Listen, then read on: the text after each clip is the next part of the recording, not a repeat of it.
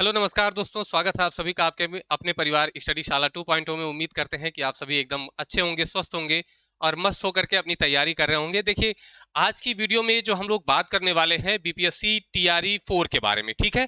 अब यहाँ पर बात ये आती है कि कौन कौन लोग टीआरई में भाग ले सकते हैं और बहुत सारी ऐसी चीजें हैं जिसके बारे में आपको एकदम क्लियर जानकारी चाहिए होती है। तो आज की वीडियो में इन सभी चीजों के बारे में हम लोग यहाँ पर बात करने वाले हैं। देखिए, समस्या यहाँ पर यह आती है कि आपको सही जानकारी ना मिल पाने के कारण बहुत से हमारे साथी ऐसे हैं जो वहां पर सही परफॉर्मेंस नहीं कर पाते हैं, ठीक है। आज की वीडियो में हम बात करेंगे कि नोटिफिकेशन कब तक आने की संभावना है। तो देखिए, ये यहीं पर थोड़ा सा समझ लीजिए, इसके बारे में आपको तमाम जगह से सूचनाएं मिल रही होंगी कि अब आ जाएगा, अब आ जाएगा। तो इसमें जो अभी आधिकारिक रूप से जो जानकारी मिली है, जो कि मंत्री जी ने कहा था, वो कब कहा था? मई जून में, ठीक है। मई या जून के आसपास में उन्होंने कहा था। तो आप मान के चलिए, या तो मई में आएगा या तो जून के फर्स्ट वीक तक आपको नोटिफिकेशन देखने को मिल जाएगा, ठीक है। क्या सीट होगी, कितनी होगी, इसके बारे में इससे पहले की वीडियो में आपसे बात की जा चुकी है। बाकी के जो आपके टॉपिक होने वाले हैं, ये होने वाले हैं आपके सारे टॉपिक, इनके बारे में हम लोग पूरी की पूरी चर्चा यहाँ पर करने वाले हैं, ठीक है। तो आइए बिना समय गंवाए हम लोग शुरू करते हैं इस चीज को। सबसे पहले हम ये देखेंगे कि अपियरिंग और अटेम्प्ट को लेकर के, ठीक। तो अपियरिंग वाले इसमें भाग ले सकते हैं या नहीं ले सकते हैं? तो आप सभी को पता है कि अपियरिंग वाले इसमें एलिजिबल नहीं है, चाहे वो बीटीसी अपियरिंग हो, चाहे वो बीएड अपियरिंग हो, या फिर जो है वो सीटेट या टेट का एग्जाम दे चुके दिए हो और रिजल्ट नहीं आया हो, तो वो इसमें अपियरिंग वाले इसमें एलिजिबल नहीं होंगे, पहली चीज। अटेम्प्ट की अगर बात करें तो यहाँ पर अटेम्प्ट को बढ़ा करके 5 ऑलरेडी किया जा चुका है। तो जिन्होंने टीआरई 1 दिया है, 2 दिया है, 3 दिया है, वो भी 4 और 5 भी दे सकते हैं, ठीक है। ये भी आपको क्लियर हो गया। टेट एंड पासिंग मार्क, तो यहां पर आपको समझने की जरूरत है। टेट में आपको दो चीजें मिलेंगी, ठीक है। एक आपको मिलेगा बीटेट मिलेगा और एक आपको मिलेगा सीटेट। तो बीटेट और सीटेट, ये दो चीजें आपको देखने को यहां पर मिलने वाली हैं। अब यहां पर हम और अगर इसको अच्छे से बात करें, बीटेट सीटेट को दोनों को अगर हम क्लियर करें, तो देखिए बीटेट में भी 2 पेपर होता है, ठीक है। बीटेट में 2 पेपर होता है, पेपर 1 और पेपर 2। सीटेट में भी 2 पेपर, पेपर 1 और पेपर 2। तो यहां पर अगर आप क्लियरली देखें तो जो बीटेट 1 होगा वो 1 से 5 के लिए होगा और सीटेट 1 भी 1 से 5 के लिए। तो आपके पास या तो बीटेट पेपर 1 होना चाहिए या तो सीटेट पेपर 1 होना चाहिए, प्राइमरी 1 से 5 के लिए एलिजिबल होंगे। यदि आप 6 से 8 में परीक्षा देना चाहते हैं तो आपके पास या तो बीटेट का पेपर 2 होना चाहिए या तो सीटेट का पेपर 2 होना चाहिए, तब आप 6 से 8 के लिए एलिजिबल होंगे, ठीक। ओके है, क्लियर है, इतना आपको एकदम क्लियर हो जाना चाहिए। अब अगर बात करें हम कि यदि आप 9 से 10 में या 11-12 में यदि इसके लिए आप फॉर्म भरना चाह रहे हैं, तो इसके लिए आपको क्या चाहिए होगा? एस्टेट चाहिए होगा, जो कि बिहार का होता है। स्टेट जो teacher secondary teacher eligibility test होता है, ये आपको चाहिए होगा। ये स्टेट मतलब उत्तर प्रदेश वाला नहीं, ये आपको इसका पेपर 1 चाहिए होगा 9-10 के लिए, और इसका पेपर 2 चाहिए होगा किसके लिए? 11-12 के लिए, ठीक है। तो ये आपके लिए टेट वाला। अब बात आती है पासिंग मार्क की, ठीक है। तो देखिए, जो बिहार के हमारे साथी हैं उनके लिए तो जो पासिंग मार्क बताया गया वही होगा, ठीक है। 60%, 55% वाला, सीधी सी बात। जो 82 और 82.5 अंक वाला मामला है, उसमें 82 वालों की जीत एकदम निश्चित है, कोई उसमें संशय नहीं है। तो 82 वालों को नौकरी मिलनी तय है। अगर हम बात करें अदर स्टेट की, ठीक है, अगर हम अदर स्टेट की बात करें तो मेरे भाई, आप चाहे मेल हो या फीमेल हो, आप चाहे मेल हो या फीमेल हो, आप वहां पर किसी भी प्रकार के छूट की जो है अपेक्षा मत करिएगा, ठीक है। तो आप सीधे सीधे वहां पर 90 नंबर का ही एकदम आप लोग सोच के चलिएगा, सीधी सी बात। ओके है, चलिए। अब हम आगे बात करते हैं एजुकेशनल क्वालिफिकेशन की। तो यहां पर दो चीजों के बारे में हम बात करेंगे, 1 to 5 और 6 to 8 के लिए एजुकेशनल क्वालिफिकेशन जो आपकी चाहिए होंगी, उसके बारे में बात करेंगे। आपको पहले से पता है कि इसके लिए आपका बीटीसी डीएलएड होना चाहिए, ठीक है। 1 से 5 के लिए बीटीसी डीएलएड होना चाहिए और 6 से 8 के लिए आपके पास बीएड होना चाहिए। और आपको पता है कि 1 से 5 वाले में बीएड एलिजिबल नहीं है, एकदम ये क्लियर है, ठीक है। आगे देखते हैं। एजुकेशनल क्वालिफिकेशन के बारे में अगर हम लोग बात करें तो यहां पर ध्यान से समझिए, एक एक करके हम लोग चर्चा करने वाले हैं यहां पर। 1 minute, sorry.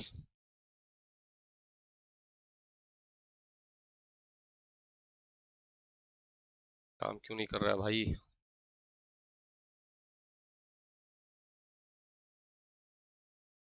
SIM SIM,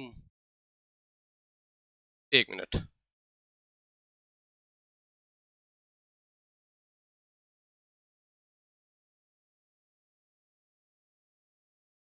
okay, हो गया। चलिए अब ध्यान से देखिए। देखिए अब यहां पर अगर हम 1 से 5 तक की बात करते हैं तो देखिए 1 से 5 तक के लिए अगर हम एजुकेशनल क्वालिफिकेशन की बात करें तो उसमें क्या क्या चीजें आपको चाहिए होंगी। वैसे आपको ये चीज पता होनी चाहिए कि ग्रेजुएशन होना चाहिए, साथ में आपका बीटीसी या डीएलएड होना चाहिए। पहली चीज ये वाले एलिजिबल हो जाएंगे 1 से 5 तक के लिए। या तो न्यूनतम 50% अंकों के साथ उच्चतर माध्यमिक होना चाहिए, इसके साथ जो है प्रारंभिक शास्त्र शिक्षा शास्त्र में द्विवर्षीय डिप्लोमा होना चाहिए। मेन चीजों को हम लोग ध्यान से देखते हुए चलते हैं, ठीक है। देखिए यहां अगर हम बात करें तो यहां भी बीएलएड वाले जो है हमारे साथी 4 वर्ष वाले हैं, वो जो है उच्चतर माध्यमिक के साथ आप 4 वर्षीय यदि आपने बीएलएड किया है तो भी आप इसमें एलिजिबल होंगे 1 से 5 तक के लिए। और ये मैंने बताया स्नातक, और यदि स्नातक और प्रारंभिक शिक्षा में द्विवर्षीय डिप्लोमा आपका है तो भी आप इसमें एलिजिबल होंगे। कुछ और भी चीजें हैं जिसके बारे में बहुत ज्यादा वो नहीं है, जैसे न्यूनतम 50% अंकों के साथ उच्चतर माध्यमिक होना चाहिए आपका, उच्चतर माध्यमिक और इसके साथ जो है शिक्षा शास्त्र में आपका द्विवर्षीय डिप्लोमा होना चाहिए। तो ये लोग भी उसमें 1 से 5 वाले में एलिजिबल होंगे। और यदि हम बात करें 6 से 8 के लिए तो देखिए 6 से 8 वालों में कौन कौन एलिजिबल होंगे। सबसे पहले तो आप ये समझिए प्रारंभिक शिक्षा में 2 वर्षीय डिप्लोमा होना चाहिए स्नातक के साथ, ये एलिजिबल होंगे। कम से कम 50% अंकों के साथ स्नातक या स्नातकोत्तर की डिग्री हो, प्लस बीएड होना चाहिए। क्या होना चाहिए भाई? बीएड होना चाहिए, तब एलिजिबल हो जाएंगे। यहां पर देखिए स्नातक के साथ न्यूनतम 45% अंक होने चाहिए स्नातक में, और शिक्षा शास्त्र में 1 वर्षीय स्नातक बीएड, ठीक है, यदि ये है तो भी एलिजिबल हो जाएंगे। और एक जो सबसे जरूरी चीज है उसके बारे में भी अभी हम लोग बात करते हैं। देखिए यहां पर क्या दिया है, यहां पर दिया है कि 50% अंकों के साथ उच्चतर माध्यमिक के साथ बीएलएड वाले भी इसमें आ सकते हैं, इसमें परीक्षा दे सकते हैं। तो ये भी आप लोग ध्यान में रखेंगे। इसके अलावा अगर हम बात करें तो न्यूनतम 50% अंकों के साथ स्नातक और 1 वर्षीय बीएड जो विशेष शिक्षा वाले हैं वो भी इसमें एलिजिबल होंगे। यहां पर सबसे ज्यादा देखिए एनसीटीई वाले का हमने बताया था कि वो नहीं इसमें वैलिड होंगे। यहां देखिए एनसीटीई वालों को इसमें वैलिड नहीं किया जाएगा, ये वाला मैं बताने जा रहा था आपको। चलिए ध्यान से देखिए, बीएससी बायोलॉजी, बीएससी बायोटेक्नोलॉजी या बीएससी इलेक्ट्रॉनिक्स के साथ अगर आपने बीएड किया है तो भी आप यहां पर आकर के परीक्षा दे सकते हैं 6 से 8 में। और यहां ध्यान से देखिए इंजीनियरिंग से स्नातक, ठीक है, जिसमें विज्ञान और गणित की विशेषज्ञता हो और उसके साथ में अगर बीएड है तो भी 6 से 8 में अप्लाई कर सकते हैं। इंजीनियरिंग वालों के लिए ये खास है, ठीक है। ये चीजें अगर आपके समझ में आ गई हैं तो अब हम लोग आगे चलते हैं यहां पर, ठीक है। देखिए ये आपके लिए जो एजुकेशनल क्वालिफिकेशन है वो क्लियर हो गई। अब हम बात करते हैं एज को लेकर के। तो न्यूनतम जो उम्र है वो 18 साल किसके लिए? 1 से 5 के लिए न्यूनतम उम्र, मतलब इतनी उम्र आपकी होनी चाहिए फॉर्म भरने के लिए। और उसके बाद जितना भी है सब में 21 वर्ष आपकी न्यूनतम एज होनी चाहिए। 1 से 5 के लिए अगर आप परीक्षा देना चाहते हैं तो आपकी न्यूनतम उम्र कितनी होनी चाहिए? 18। 18 से कम है तो नहीं भर सकते। और 6 से 8 और उससे आगे की अगर आप भर्ती में प्रतिभाग करना चाहते हैं तो उसके लिए आपकी न्यूनतम एज 21 साल होनी चाहिए, ठीक है। अब बात आती है मैक्सिमम। देखिए न्यूनतम तो हो ही जाता है, इसकी कोई बात ही नहीं। मैक्सिमम की अगर हम बात करें तो जनरल में मेल अगर है तो 37 साल, 37 साल तक भर सकते हैं। ओबीसी मेल फीमेल या जनरल की फीमेल है तो 40 साल तक वहां पर प्रतिभाग कर सकते हैं। ये सब बिहार के लिए है मेरे भाई, ध्यान दीजिएगा। मैंने सीधा सा कहा आप किसी भी कैटेगरी कुछ भी हो, यदि आप अदर स्टेट के हैं तो आप सीधा सीधा अपने आप को जनरल ही मान के चलिएगा, क्योंकि आपको कभी भी बाहर कर दिया जा सकता है यदि आप आरक्षण के चक्कर में है तो, ठीक है। SC ST मेल फीमेल के लिए 42 साल है। PH के लिए 10 साल की और छूट मिल जाएगी। कितने साल की? 10 साल की और छूट मिल जाएगी। तो ये भी आपको ध्यान में रखना है, ठीक है भाई। चलिए नेक्स्ट हम चलते हैं। अगर हम सिलेबस की बात करें कक्षा 1 से 5 तक के लिए, हम सिलेबस पर एक बार नजर डालते हैं। तो सीधे से आइए यहां पर एक अच्छे तरीके से आपको बढ़िया से हम समझाने वाले हैं। देखिए इसमें आपको 2 भाग में परीक्षा देनी है, एक ही पेपर में 2 भाग होंगे, ठीक है। दो भाग में एक आपका भाग होगा भाषा और एक होगा सामान्य अध्ययन। भाषा का जो भाग होगा ये क्वालिफाइंग होगा। क्या होगा? ये आपका क्वालिफाइंग होगा, इसके नंबर आपके मेरिट में नहीं जुड़ते हैं, पहली चीज। जो सामान्य अध्ययन का भाग होगा यही वाले से मेरिट बनेगी और इसी से आपका सिलेक्शन तय होगा, ये आप ध्यान में रखेंगे। समय आपको मिलेगा 2.5 घंटा, मतलब 150 मिनट, और 150 प्रश्न 150 नंबर के, मतलब एक प्रश्न 1 नंबर का होगा, ये चीज ध्यान में रखना। मतलब एक प्रश्न हल करने के लिए आपके पास 1 मिनट का समय मिलने वाला है, कोई निगेटिव मार्किंग नहीं होने वाली है, ठीक है, ओके है। अभी नोटिफिकेशन जब TRE 4 का आ जाएगा तो उसमें यदि कुछ चेंज होगा तो आपको अच्छे से बताया जाएगा, अदरवाइज अभी जो TRE 3 का था उसके बेस पे ये चीजें आपको बताई जा रही हैं, ठीक। चलिए अब हम बात करते हैं 150 प्रश्नों में भाग 1 भाषा के कितने प्रश्न होंगे और भाग 2 सामान्य अध्ययन के कितने प्रश्न होने वाले हैं। जो आपका भाग 1 होने वाला है इसमें 30 प्रश्न होंगे जो कि आपके भाषा से रिलेटेड होंगे। और भाषा में कौन कौन सी भाषा होगी? अंग्रेजी जो है ये कंपलसरी है, इसके अलावा जो दूसरी भाषा आपको चुननी होगी या तो हिंदी या तो उर्दू या तो बांग्ला, इन तीनों में से एक भाषा आपको चूज करनी होगी, ठीक है भाई। 30% न्यूनतम अंक लाना इसमें अनिवार्य है, मतलब कि 9 नंबर लाना अनिवार्य है। यदि आप इसमें 30% या 9 नंबर नहीं लाते हैं 30 अंकों में से तो आपका भाग 2 यहां पर चेक नहीं किया जाएगा, ये ध्यान में रखेंगे। केवल अर्हता के लिए है तो इसके अंक जो होंगे वो मेरिट में काउंट नहीं किए जाएंगे, ओके है। दूसरा भाग जो होगा आपका सामान्य अध्ययन का, 120 प्रश्न ये होंगे 120 अंक के, और यहीं से आपकी मेरिट जो है बनाई जाएगी, ध्यान रखेंगे। मेरिट का निर्धारण यहीं से होगा। कौन कौन से सब्जेक्ट से प्रश्न पूछे जाएंगे ये आपको यहां पर अच्छे से क्लियर होगा। सामान्य अध्ययन के 120 प्रश्न के देखिए, प्राथमिक गणित पूछा जाएगा जहां से लगभग 20 नंबर के आपके प्रश्न आते हैं, 1-2 प्रश्न ऊपर नीचे हो सकता है, ठीक है। मानसिक क्षमता परीक्षण आप जिसे रीजनिंग कहते हैं ये 10 से 12 नंबर का आता है, ठीक। सामान्य जागरूकता जो 5 नंबर का लगभग आएगा, जैसे आप विविध वाला देखते होंगे ना, ल्यूसेंट में पीछे दिया रहता है विविध वाला, उस तरीके से प्रश्न होगा। सामान्य विज्ञान आपके 12 से 15 प्रश्न आएगा। देखिए ये सारी चीजें जो मैं आपको बता रहा हूं सामान्य अध्ययन की, ये आपके BPSC की जो SCERT की किताब है, बिहार बोर्ड SCERT की जो किताबें हैं, यदि आप 1 से 5 तक की तैयारी कर रहे हैं तो आप यदि 8 तक की बुक पढ़ लेते हैं, ठीक है, 8 तक की बुक पढ़ लेते हैं तो आपके नंबर बहुत अच्छे हो जाएंगे। यदि आप 10th तक की बुक्स को एकदम क्लियर कर लेते हैं तो आप यकीन मानिए कि एक भी प्रश्न आपका बाहर से नहीं जाएगा, ठीक है, जो आपका सामान्य अध्ययन का होगा। सामाजिक विज्ञान में ऊपर की चीजें आ जाएंगी। राजनीति विज्ञान आपका 10 नंबर का लगभग आएगा, मतलब जो आप पॉलिटी कहते हैं। भारतीय राष्ट्रीय आंदोलन से 15 से 20 प्रश्न आते हैं, तो आप ये समझ के चलिए कि यही इतिहास वाले इसमें सब मैंने काउंट कर लिए थे, ठीक है। भूगोल से लगभग 20, पर्यावरण से लगभग 10, तो भूगोल और पर्यावरण दोनों आपको मिला करके देखना है, लगभग 30 नंबर के प्रश्न वहां से आते हैं। और जो आपका करंट अफेयर्स है यहां से 15 नंबर के प्रश्न आते हैं। अब आप ध्यान दीजिएगा, जो करंट अफेयर्स है, भारतीय राष्ट्रीय आंदोलन है और पर्यावरण है, भूगोल है, ठीक है, ये सब आपका, इन सब में आपकी जो सहभागिता होती है वो किसकी होती है? वो बिहार स्पेशल की भी होती है, ठीक है। किसकी होती है? बिहार स्पेशल की भी होती है। इसका मतलब यह है कि इनके साथ साथ जहां भी आपको बिहार की चीजें मिले आप उसको अलग से नोट करते जाइए कि ये बिहार स्पेशल में पूछा जा सकता है। आप यकीन मानिए कि कक्षा 6-7 की किताबों से एकदम एक लाइन में जो प्रश्न लिखे हैं, उत्तर लिखा है, वही सीधे सीधे पूछा गया था BPSC में, TRE 3 में, ठीक है। तो इस चीज को आप ध्यान में रखेंगे। ये आपका क्या है? ये आपका 1 से 5 के लिए है। अगर इसमें हम कट ऑफ की बात करते हैं, ठीक है, कट ऑफ की अगर हम बात करें तो देखिए मैक्सिमम आपका 81 कट ऑफ गया था। कितना गया था? मैक्सिमम 81 कट ऑफ गया था 120 में। तो आपको टारगेट करना 90 प्लस का, क्योंकि जैसे जैसे जो है समय बढ़ रहा है वैसे वैसे आपको ज्यादा जो है ज्यादा आपको प्रतियोगी मिल रहे हैं, इसलिए आपका कंपटीशन बढ़ रहा है। तो आप अपनी तैयारी को जो है और बेहतर बनाइएगा। यहां पर अगर हम बात करें, देखिए सप्लीमेंट्री रिजल्ट के बारे में भी अभी हम लोग बात करते हैं। यहाँ कुछ मिनिमम कंपलसरी मार्क है। सामान्य वर्ग के पुरुष के लिए 40%, पिछड़ा वर्ग पुरुष के लिए 36.5, अत्यंत पिछड़ा वर्ग पुरुष के लिए 34, और अनुसूचित जाति या जनजाति और जितनी भी महिलाएं हैं सबके लिए 32% न्यूनतम अंक लाने अनिवार्य हैं। तो ये भी आपको ध्यान में रखना, मतलब ये कट ऑफ एक है कि इससे नीचे अगर आप हैं तो आप किसी भी लिस्ट में शामिल नहीं किए जाएंगे, चाहे अभ्यर्थी पूरे हो या ना हो, ठीक है। तो ये चीजें आपके समझ में आ गई। अब आइए, अब हम बात करते हैं 6 से 8 के कॉम्बिनेशन की, ठीक है। 6 से 8 की कॉम्बिनेशन की हम लोग अच्छे से बात करते हैं। यहाँ पर ध्यान से देखिए, 3 कैटेगरी में 6 से 8 में अध्यापक जो है चयन किया जाता है। चलिए आइए देखते हैं।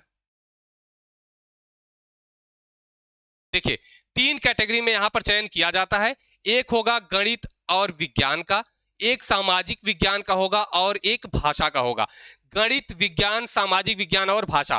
तो हम भाषा को सबसे पहले देखते हैं। भाषा में कौन कौन सी लैंग्वेज में आप भर सकते हैं? आप भर सकते हैं हिंदी, अंग्रेजी, उर्दू और बांग्ला में। तो इसमें आप एक भाषा का चयन कर सकते हैं। तो भाषा, अगर आप भाषा अध्यापक के लिए भर रहे हैं तो इन 4 भाषाओं में से कोई भी एक भाषा भर सकते हैं, और स्नातक में वो आपकी भाषा कम से कम 2 साल पढ़ी होनी चाहिए। वैसे अगर आप भाषा ले रहे हैं तो वो 3 साल रहती है, तो वो 3 साल आपकी रहेगी रहेगी, ठीक है। इसमें और कोई सहयोगी सब्जेक्ट की जरूरत नहीं पड़ती है। यदि आप सामाजिक विषय की बात कर रहे हैं, अभी ध्यान से समझिएगा, यहाँ पर जो आपका अभी कक्षा 1 से 5 तक 2 भाग होते थे, अब 6 से 8 तक 3 भाग होंगे। जो भाग 1 होगा और भाग 2 होगा, यहाँ पर आप अच्छे से समझ लीजिए। पहले देखिए, अभी तक जो 1 से 5 तक आपने देखा, उसमें केवल 2 भाग थे। एक भाग भाषा अर्हता वाला था, जो केवल आपका क्वालिफाइंग था। दूसरा सामान्य अध्ययन का था, जिसपे मेरिट बननी थी। यहाँ पर जो 6 से 8 वाला आपका भाग होगा, इसमें 3 भाग होंगे। कितने भाग? 3 भाग। भाग 1 में आपका होगा वही भाषा अर्हता वाला, जैसे 1 से 5 वाले में था। भाग 2 में सामान्य अध्ययन होगा, सेम टू सेम 1 से 5 वाला, जैसे अभी मैंने बताया, सेम टू सेम वही होगा। SCERT की किताबों से ही पूछा जाएगा। भाग 3 जो होगा, ये आपको चुनना पड़ेगा। क्या करना पड़ेगा? चुनना पड़ेगा। यदि आप भाषा के हैं तो आप अपनी भाषा चुनेंगे, मतलब हिंदी, उर्दू, बांग्ला या जिससे भी अंग्रेजी है तो आप उसको चुनेंगे।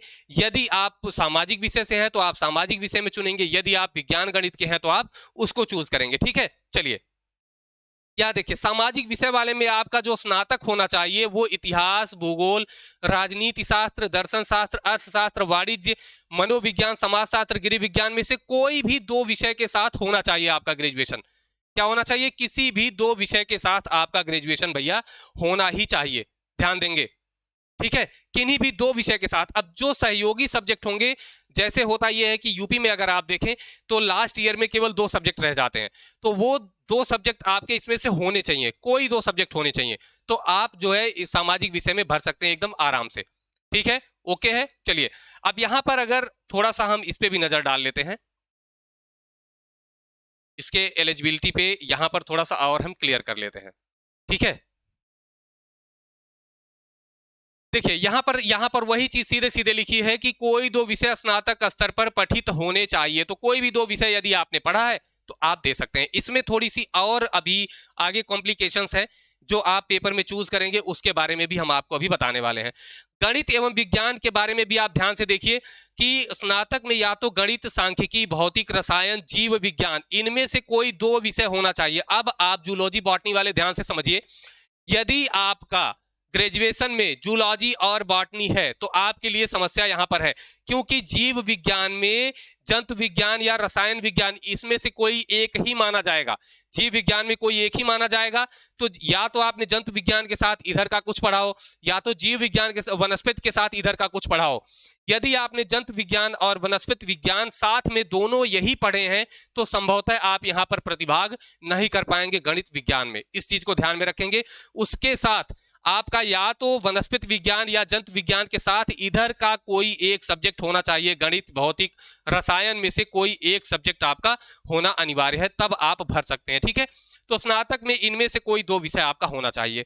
अब यदि इसको थोड़ा और बढ़िया से हम इसके सिलेबस को समझते हैं तो 3 भाग में होगा। पहला भाग 30 नंबर का जो केवल क्वालिफाइंग होगा, दूसरा भाग 40 नंबर का और तीसरा भाग 80 नंबर का। दूसरा और तीसरा भाग जो होगा 120 नंबर का, इसी पे मेरिट बनने वाली है।